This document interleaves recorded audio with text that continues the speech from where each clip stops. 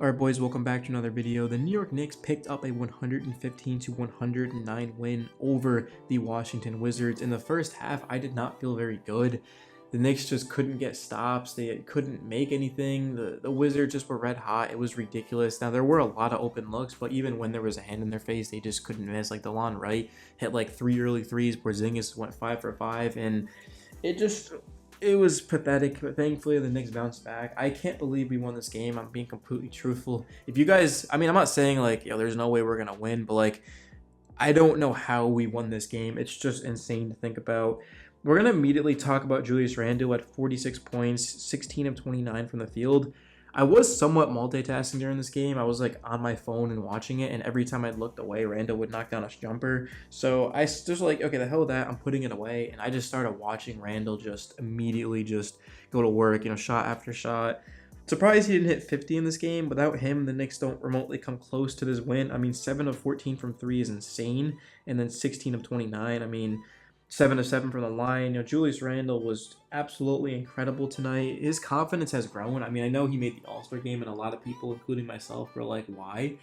Randle, he shoots a ton of threes. He's extremely high volume, and the fact that he's like 34, probably higher now, 35, is impressive to say the least. Jalen Brunson, 6 of 20, was not efficient, but he did hit some good shots down the stretch. Still had 9 assists and played tough defense, so I'll give Brunson the benefit of the doubt. He's been incredible. The past like 22 plus games, Brunson has just been locked in. And tonight, even in a quote bad game for Brunson, he still wasn't even bad.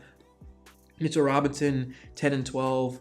Defensively, had a steal and a block. It was Mitch's first game back in a while. He was a game high for the Knicks, plus 13. I liked what I saw out of Mitch, his rebounding especially. Offensive rebounding, the Knicks just, there's so much potential there. They do it well.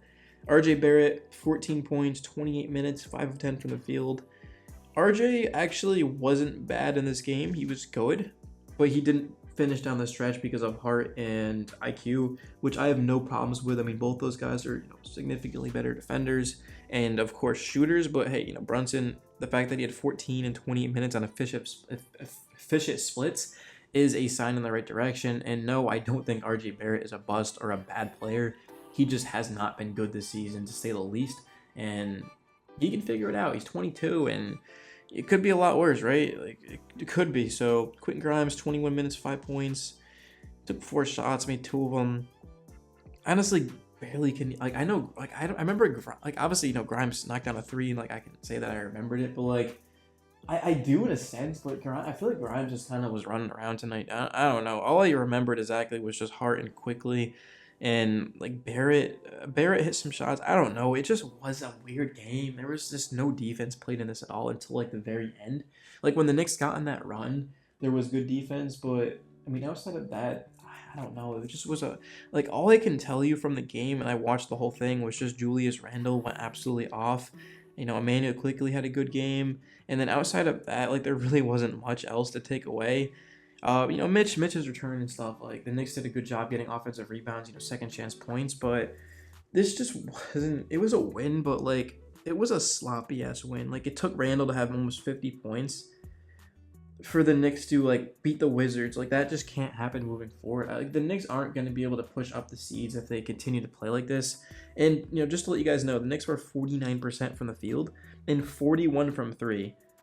Yet won by 6 points. That can't happen. Whenever the Knicks shoot 41% from 3, they should be getting a blowout win. But yeah, tonight that wasn't the case. But hey, I'll take a win. I'm not trying to complain, but we did have 43 rebounds, 12 offensive, so that's something positive to look forward. And then IQ was great. He just does a little bit of everything. His defense, I remember IQ turned the ball over in this game, and then down the other side of the court, he forced a turnover. So, he's always just hustling, working hard. I like IQ finishing the games. Josh Hart, he had 5 points, 2 of 6 from the field. If you just looked at Josh Hart's stats from this game and didn't watch it, you would have been he didn't really do much. Josh Hart, just his energy was still there, man. Josh Hart could score 0 points and still help the Knicks win, impact the game.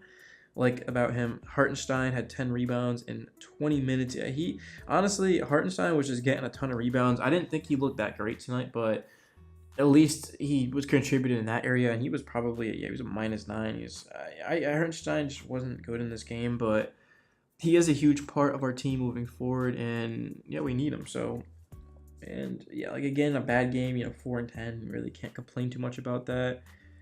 Obi, 12 minutes, 2 points. I don't know. Obi and Rose, it's confusing because like Obi Toppin has so much potential in this league, and D Rose is a solid veteran. There was multiple teams that were trying to get him at the deadline. The Knicks didn't do it. Why are we not trading players if they're not going to do anything for us? Like Obi played a quiet ass 12 minutes, man. Like he just really didn't do anything. And there was just one play where he just was like coming down the lane and missed a layup and was clearly fouled, and the refs just ignored it. And then that was basically all I remember from Obi. Like this game was simply just. It was just Julius Randle. Like I feel like Randle single-handedly just brought us back and like won us the game. Like it seems crazy, but like it was literally just Randle. And when Randle wasn't knocking out a jumper, he was getting the ball to someone who was open. It was pretty much that. But I don't really know what else to tell you guys. I mean, the Knicks, I like what we have going on. We've got a ton of picks. We've got some young talent, and even Brunson's 26. Like it's a young team. We don't forget that. What's our ceiling? I would say probably the second round. Now, if we traded for OG and an Obi or added another piece like that, definitely I would say Eastern Conference Finals, which is crazy, going from a team that didn't even make the playoffs to the Eastern Conference Finals. But at the end of the day, the Knicks truly can beat anyone. Everything would have to go perfectly right. Like they'd have to knock down threes, play elite level top 10 defense, maybe even higher than that, and not turn it over. And RJ would have to just ball out, which he's capable of.